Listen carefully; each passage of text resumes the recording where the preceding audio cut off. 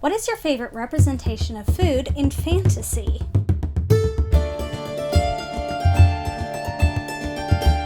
When I was a kid, I was part of a library writing club, and during one of the club meetings, one of the boys who was in the group started talking, like rhapsodizing really, about Redwall and all the really neat food in Redwall and how much it made him hungry every time he read a book. And I recall thinking, like, wow, what an interesting thing that a book can bring something as mundane as food to like these elevated levels. And it's funny because fiction just kind of keeps bringing that to the forefront in little ways. Food is such an integral part of our society and of who we are and the preferences that we have and the ways that we show hospitality and get to know other people and stuff. So it becomes this big thing. Like, I was watching Psych, and of course there's the famous cinnamon pie. And after that episode, there were a whole bunch of like food bloggers who wanted to figure out how to make this amazing cinnamon pie that was featured in this one episode of Psych. And I just thought, okay, what a really cool thing that fiction is not only representing food, but it's actually creating food. Okay, another example, butterbeer from Harry Potter. It was so much fun for me to go over to a friend's house and to experience butterbeer for the first time. Honestly, it was a little too sweet for me. I just can't do all that butterscotch. It's just cloying. But it was still nostalgic because it called to mind the fun I had reading the book and reading about how much the characters themselves enjoyed butterbeer.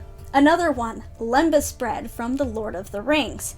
Probably there's nobody who has actually in the real world invented something that one small bite can fill the belly of a grown man. And certainly because I am hobbit-sized, I would have a very similar reaction to Pippin, who ate however many he had, 4. It was ridiculous. Anyway, but here you have Tolkien needed to create a type of food that would last for a long time so that his characters could continue to go on these long journeys and be able to make it there and back again. So here you have an author overcoming a problem with food and kind of creating this magical version of food, this elvish variety of whey bread. So one of the things that I have loved to experiment with in my own stories is messing around with food. For example, in one of my stories for the Firewing Chronicles, not published yet, sorry guys, at least not of this filming, the characters in one nation, they have particular kind of food, almost like meat and potatoes kind of thing, anything that you can get off the land, very hunter-gatherer type. A neighboring nation has special skills in gardening and growing.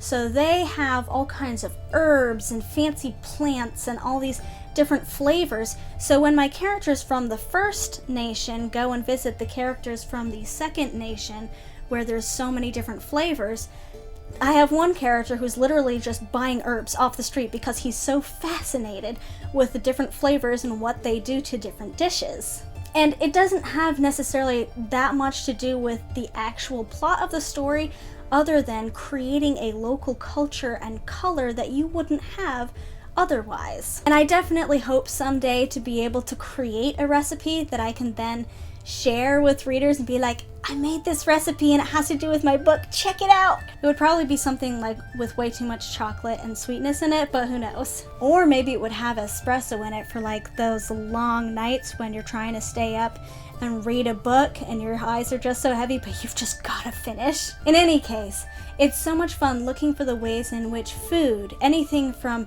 turnip and tater and beetroot pie, to butterbeer, to lembas bread, to beyond, all of those, and how they incorporate world building and intense new cultures in the books that we read to make them that much richer. So do you have a favorite fictional recipe or food that you wish was in real life? Tell me all about it.